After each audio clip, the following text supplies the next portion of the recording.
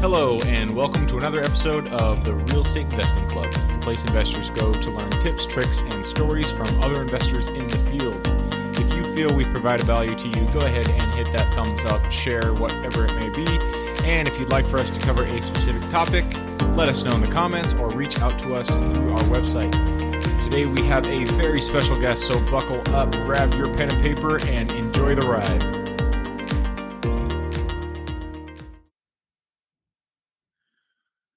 All right, we are live. Michael, thank you very much for joining us today. How are you doing? I'm doing all right. How you doing, Gabe? Thanks for having me. Absolutely. To get us started, why don't you tell us, who you are, where you're from, and how you got started in real estate in the first place? Sure. I am from lovely Cape Cod. I work here as an attorney and associate broker at Killing Grover Real Estate, which is a brokerage here, as well as I have a coaching business for other realtors, Accomplished RE, where we work or solely focus mostly on systems and process. So as opposed to teaching what to do, we look at more of what you're doing and how we can do it better. So implementing systems, implementing process, or tightening up the ones that you have in place. Awesome. I love it. We're definitely going to have to jump into that more because systems and processes, when it comes to building a business, that is one of the most important things that you need to, stand up. So I'm glad you're on the show. So tell us, you weren't born into real estate. How did you actually get started? It sounds like you're a lawyer. So you went through law school, you got out. How did you decide to, hop onto the real estate train? Yeah, I think like most people, came into real estate by chance. Definitely wasn't by design. I wanted to work in New York City after getting out of college. I went to Syracuse University. A lot of people I knew, a lot of my network went down to New York. So that's where I wanted to be. And I ended up at an analytics market research type firm. So my job was to understand everything there was about commercial, industrial, residential real estate, and provide quarterly trend reports to our clients. And from going from no background in real estate to, my first day I showed up, I had a stack of papers and a telephone. There was no computer. And it was just make these calls, talk to people in the market. I focused in the Southeast United States, find out what's going on so we can kind of build these reports. And from there, I learned a couple of things. One, real estate was interesting, and it was something that touched kind of all parts of our lives, whether it was where you live, where you invest your money, some combination of the two. And I also learned as I was on the phone with these people that these were important people. They had things going on. So just listening to my 2-minute survey was not top of their priority list. But what I did learn pretty quickly was information exchange and specific insights and knowledge about their market, about what was important to them, was something that they wanted. So as opposed to just saying, hi, I'd like to talk to you about ABC, I would kind of get into what was going on with them and have a real dialogue. And they appreciated it. I wasn't just some guy from New York calling them. And that's something that's kind of taken me throughout everything I've done in real estate was, information is important and it's kind of everywhere, but having that next level, that knowledge, that insights to provide, having a back and forth is really bad. It's not as valuable as money in real estate and investing, but it's probably second or right up there. And kind of after that basis, it was the contract and negotiation that I saw every day in real estate deals. Like I want to be more involved in that. And that kind of got me into law school and to where I am today. So I get to see all pieces kind of end to end in the transaction life of real estate and deals. And that's where I focus on. I like being involved in the A to Z of it. I love it. So you're out in New York. Your friends kind of they went out to wherever you are right now, Cape Cod, and you happened upon a analytics firm, commercial analytics, that you got a job at. You kind of got the bug. You realized the importance of data in real estate, and you decided that you wanted to be part of the contract side. And you wanted to start, really negotiating in the deals. So you went and you got a law degree. And after that point, it sounds like now you are a broker and a coach. And do you also invest in real estate yourself? I do. We have a couple properties here. Mostly, though, my business focuses on the brokerage side, helping clients buy and sell. And then as an attorney, working on the closing process. Here in Massachusetts, it is an attorney state, so attorneys are involved in probably 98% of the transactions that do close. So I do get to be involved in the contract piece. I advise some clients. I've got friends and colleagues who are in the investment and the financial planning business that I kind of freely consult with to kind of bounce ideas back and forth. As I'm sure you know, the last kind of couple of years have been all over the place. So just getting an idea of where we've been, where we're going, and what their clients are looking for is they're interesting conversations, and they're ones that are always evolving and changing. So I like to be involved, and I like to hear all different kind of perspectives on it. Because I don't think anyone has the definitive answers of what we're going to see in the next 3, 6, 9 months. No, absolutely. And do you focus mostly on commercial, or do you also do single family residential, multifamily, non-commercial, stuff like that? Now, being here in Cape Cod, it's pretty much single family residential is what we look at. We do have a lot of second and vacation properties, so that's where the investment piece comes in. But I think upwards of 80% of the residential here on Cape Cod is single family. So that is mostly what I see here. Gotcha. Well, I mean, I love the breadth of experience. It sounds like you've got your hands in quite a few things when it comes to real estate. I haven't had anybody on the show yet that is a lawyer that has focused on the legal side. So I would love to delve into that side of your business. I mean, obviously, real estate investors are the ones that are going to be listening to this show. And so especially speaking from my own perspective, when I first got into real estate, I didn't really understand the contract side of things. When I looked at a PSA, a purchase and sale agreement, I saw 30 pages of just words. So I didn't understand what was going on there. So speaking from somebody who is take the perspective of somebody that is, just getting started in real estate, looking at contracts, what is it that they need to know about, purchase and sale agreements, addendums, anything like that? What is it they need to know to execute a good contract? Besides, obviously, everybody should be taking it to their lawyer. Yeah, that's a big question, and I want to make sure I don't get into the weeds here, and I kind of leave it as this is actionable and helpful. There's a lot of things that you want to consider, and as you say, it's helpful to work with someone, if not a lawyer, who is familiar with contracts, because while language can be boilerplate, there is a lot of different ways they can go, and depending on how clauses and addendums are set up, they might cancel each other out if they're in conflict or so. How they're laid out. But the big thing with the contract is, one, to first understand what, as a buyer, seller, investor, you want to understand what is your responsibilities, what is being asked of you, and when. So that's the basics, making sure that what was discussed with during the offer, during the back and forth, that actually becomes part of the purchase and sale. That's the one thing that I see that we'll get to toward closing or right there, and it's like, hey, during the offer, they said they were going to do A, B, and C. That just hasn't happened. We look back and the purchase and sale was overlooked. So if something's agreed to before, make sure it's in there. Make sure that the dates, the timelines, the milestones match up. Second, when you do, what we will see a lot here, at least in Massachusetts, is the standard contract, and then we'll have addenda afterward. And sometimes the addenda is in conflict with the standard, a boilerplate of the purchase and sale. So if something says, A will happen by this date, or buyer can walk out of the contract, and then the addenda, it's not exactly clear. A lot of times the addenda is going to control, because that is more specific than the actual boilerplate language. So if you see things that are in conflict in your purchase and sale, ask about it. Sometimes it's because it's just overlooked. Other times because one side is like, I'm not sure that we're going to be able to meet this deadline, meet this requirement. So let's put kind of gray, vague language in case it doesn't happen. We can negotiate, or we've got a way out of the contract at that point. And while that, borders on unethical, we could say, it is a good way to make sure that if you're looking at a contract, that it's just as black and white as possible. And unfortunately, contracts aren't always black and white. And that's kind of the third thing I do want to highlight is that, and again, now is a good time to think about it, is that you want to plan for as many reasonable contingencies in your contract as possible, but you cannot plan for all of them. So trying to, plan, let's just use the example of when you're going to inspect the property. You want to be specific, but you don't want to say, I want to inspect the property on this date at this time. Let's say we've got, something happens and you can't make it at that time. Now all of a sudden you're locked in at that date. So plan for some contingencies, leave some gray areas, and also understand that you are not going to be able to foretell the future. Something may happen that is not going to be in your 10, 20, 30 page purchase and sale, no matter how diligent, no matter how much time you put into it. So you either want to be as specific as possible, where it's, if this happens, we'll do this, or you want to be general, where here's some general guidelines. If things of these sorts occur, this is going to be the framework for how we're going to behave.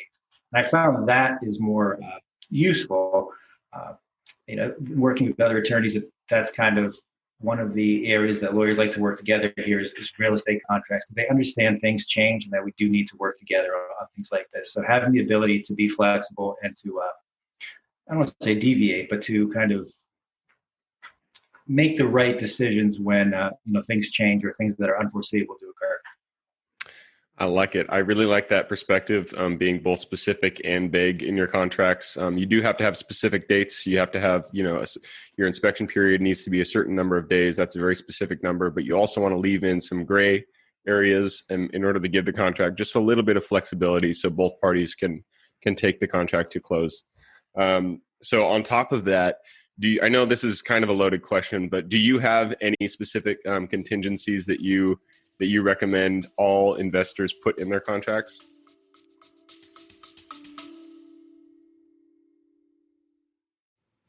Before we continue on with today's guest, I want to tell you guys about a community I'm launching on School to help investors like yourself grow your own portfolio. In this community, you'll get access to all the docs I use, all the systems I've built, everything I've used to grow my own portfolio, as well as instructions and guidance on how to get out there and find great deals, how to finance those deals, and then how to manage them for great returns.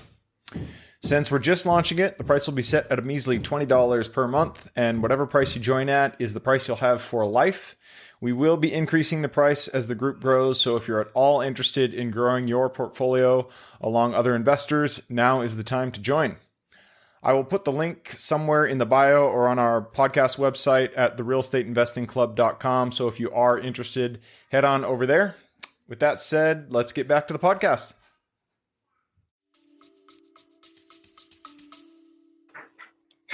It is kind of a loaded question. I'd like to kind of stay away from always.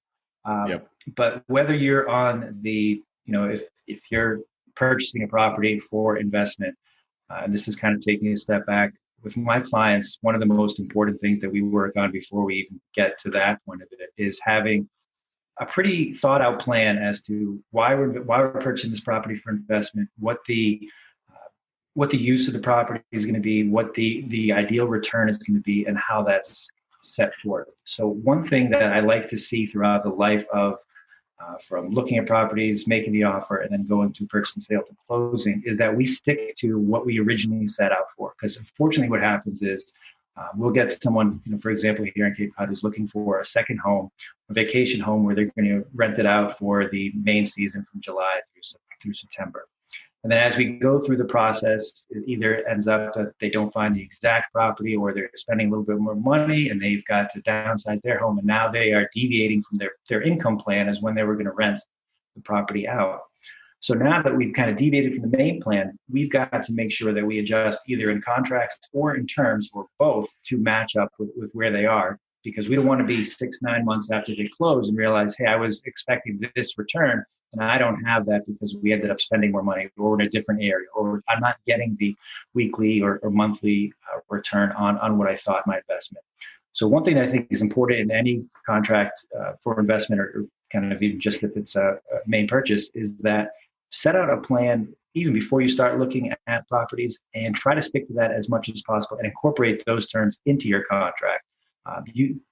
It's very easy to get kind of the romantic part of real estate because there is that emotional piece where there is, where you're living there, if it's a vacation home type thing, where you might forget that this is an investment. There's also a very large financial piece. So you want to have a thought out, an actionable plan that you carry through the contract where you're kind of just throwing things away because, this is something that you've been looking for longer than you thought. So, well, it's not exactly answering your question. I do think it's important to kind of have a plan, stick with your plan, and make sure that your contract protects you to reach those milestones and reach the return that you're looking for in the type of property that you're purchasing for investment. Nope. I like the answer. Have a plan, stick with the plan, and then your purchase and sale should reflect that plan that you've already set out at the beginning. So I like that framework going into it. So this is kind of an oddball question, but it's happened to me a few times. Breaching contract. So what do you do? What do you recommend people do when there are small breaches of contract? For instance, this has happened to me a few times where I didn't get earnest money in on the set date. Just things happen. For whatever reason, I forgot to put earnest money in, and I put it in 2 days after the actual set date in the contract. In those instances, I never really did anything. I just went forward in the purchase and sale, and obviously, that's not a huge breach of contract, but it still is a breach of contract. In instances like that, what do you recommend people do? Is it something that you should bring to the attention of the seller, or is it one of those things that you just kind of let fly under the radar? Yeah, that's a good question. My general rule of thumb on something like that, even if it's minor, anytime that you're deviating from what's on paper, the two things you do is disclose and memorialize. Just because if something does change down the line, you don't want to give anybody an out of a contract that you're counting on, especially when there's so many moving parts as a purchase and sale or purchase of real estate. So if the date is missed, if a milestone or something is supposed to happen and doesn't, disclose, memorialize is generally the best advice I can give. That way there is that fallback. There is something that you can add to your contract saying, hey, we talked about this happening. It didn't. We talked about it and we agree this is how it's going to happen instead. As I mentioned before, attorneys sometimes have not the most collaborative experience of working with each other, but generally in real estate, that's not the case because we understand how many moving parts there are. So as long as there is that upfront, the communication piece, and it's not, I'm doing this to try to get a benefit for my client, or I'm trying to rework the agreed to terms of the deals where it's more of kind of the example that you gave. Hey, this happened. Here's what we're going to do instead. Let's, again, make just write it down and make it part of our deal. Perfect. Awesome. Well, I loved talking about the contract side. I do want to get a little bit into your coaching side of the business where you talk about systems and processes, because in the end, as real estate investors, once you have more than one or two properties, you are running a business. That is what you're doing. It's not a hobby anymore. Now you have a business. So kind of take us into how you coach people about systems and processes. It's something that everybody needs to know. So tell us your basic process when it comes to instructing people on how to develop processes. Yeah, this is something that I've got into just the last couple of years, and I have been really pleasantly surprised how positively it's been received by other colleagues, other real estate brokers, kind of all over the country. I've been all over the Northeast, so I do have a network that's outside of where I work mainly. But what I find in common when working with others in the business is that there's many different approaches to what have been successful outcomes. And then in talking with these professionals, looking into what has worked is all over the map. So what I try to do is different from most coaches that I've had experience with. Is I'm not trying to tell you you're doing anything wrong, tear down what you know has worked, what might not be working. It's just taking a step back, simplifying or understanding that business model, and then start measuring where we can, Matt. Here's what you're doing. What is the return on your time, your money, your efforts, all of those things? And is that what you were looking for? Because the answer I get from most of the clients that I've worked with is, well, I don't know. Well, why are you doing X if you have no idea if it's working? Well, it kind of ranges from, I feel like I should be doing something with my time, or this is what I see other people doing. So the big thing that I like to focus on is first just having understanding of what you're doing, and then what is kind of coming back into your business, or how that is the return on your time and money. So that's a conversation that I have kind of up front, that I'm not trying to teach you how to do your job. Most people that I work with, they're already successful. This is a way to kind of lean out things that aren't working well, or to kind of just understand what minor changes we can implement to either scale up, put in a system, and make it a greater return on what you're doing. Awesome. I love it. And you said two words that really rang true for me. You said simplify and measure. And when it comes to nailing down your processes, I really feel that is That is the crux of it. Actually, before I got into real estate, I was in corporate, and I was a process improvement consultant. And so that's what we did is we broke everything down into 7 steps, and then your entire business model, you break it into 7 steps, and then you break those individual steps into 7 steps, and you keep going until you have a full process. But so the crux of it, just as you said, simplify and measure.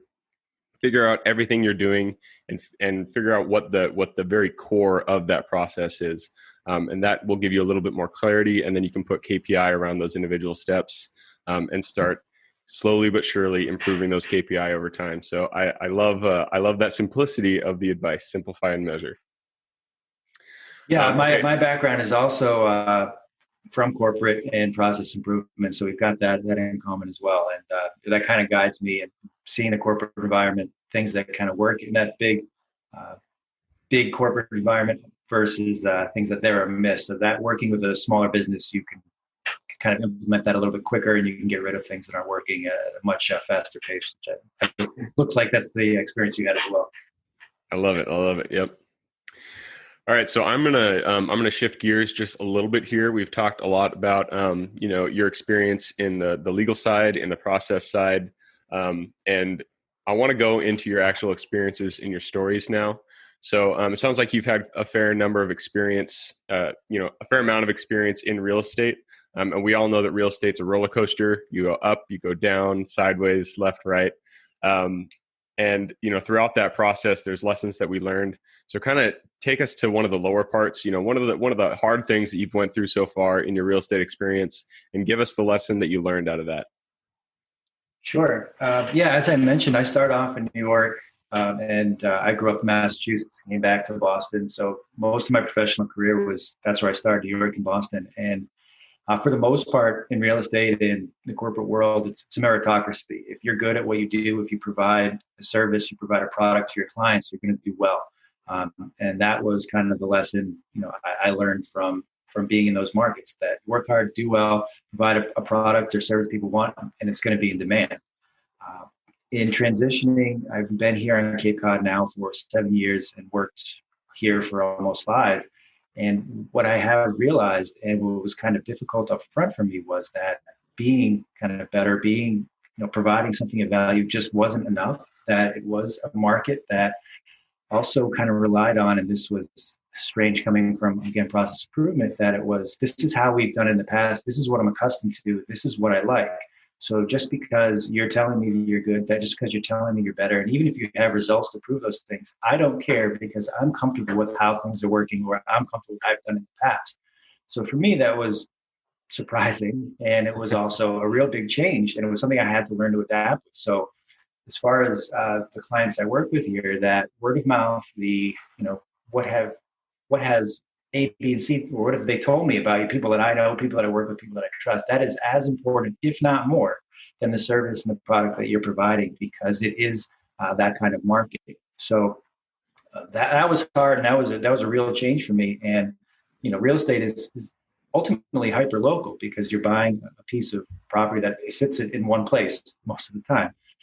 So that's one thing that as far as difficult, it was that I was very surprised that it's it's not always that the best, quickest,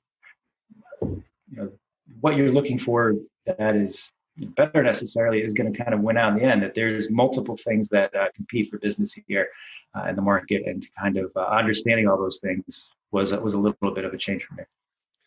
Yeah, absolutely. I'm pretty sure it's got to be 100% of the guests that have been on here have in some way, shape, or form said that real estate is first and foremost a relationship business.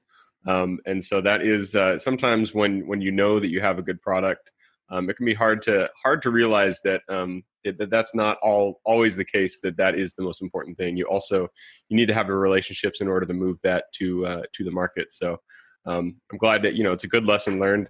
And then once you go that, you just keep going.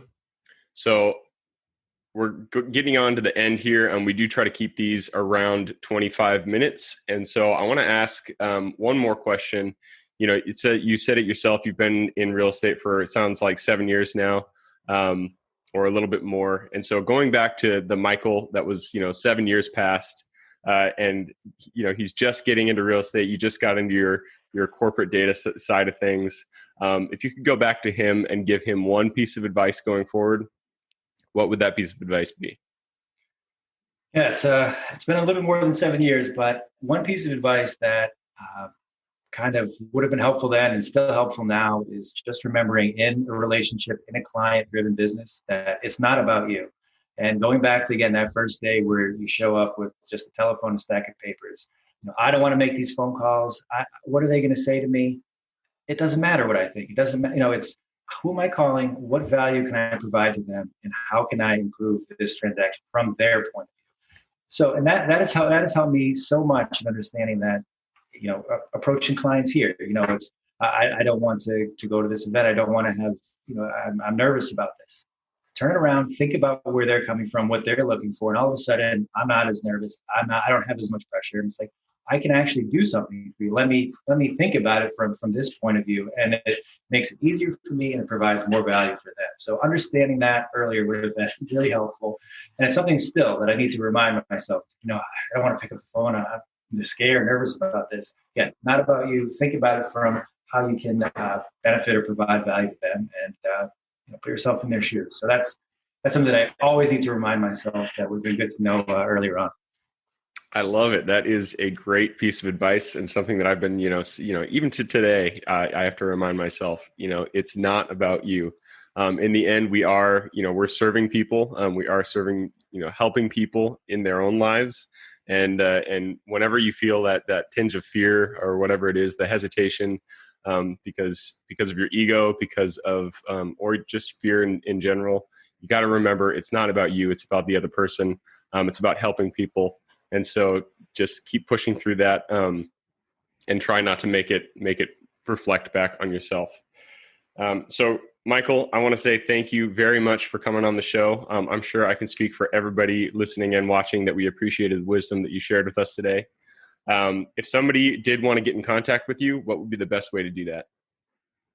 Yeah, I'm on LinkedIn. That's probably the easiest way. You can also find me at Welcome to Cape Cod on Instagram and Facebook. And we are relaunching our Accomplished RE website, so that'll be relaunched soon. But LinkedIn's probably the best way.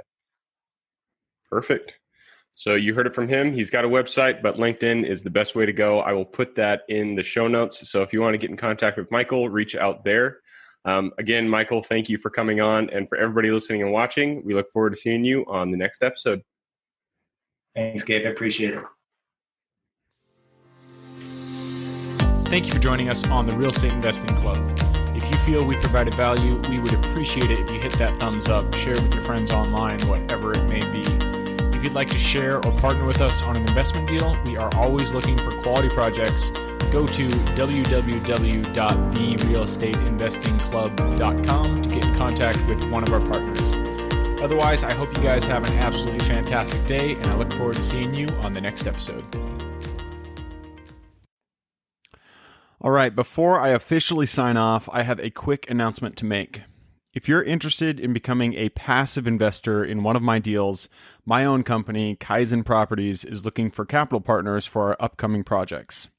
We invest in what are known as recession-resistant assets, mainly self-storage facilities, mobile home and RV parks, and industrial properties. If you're interested in investing and would like to learn a little bit more about my company, our investing criteria, and some of the previous projects we've done, go to the Real Estate Investing Club podcast at therealestateinvestingclub.com and scroll all the way down to the bottom of the page. Click on the Invest With Us button. That'll pop up the investor form. Fill that out, and we will reach back out to you as soon as we can. Or if you prefer a little bit more of a personal touch, you can reach out to me at gabe@therealestateinvestingclub.com. So really, that is it. Again, it was a pleasure hanging out with you guys during this episode, and I look forward to seeing you on the next episode.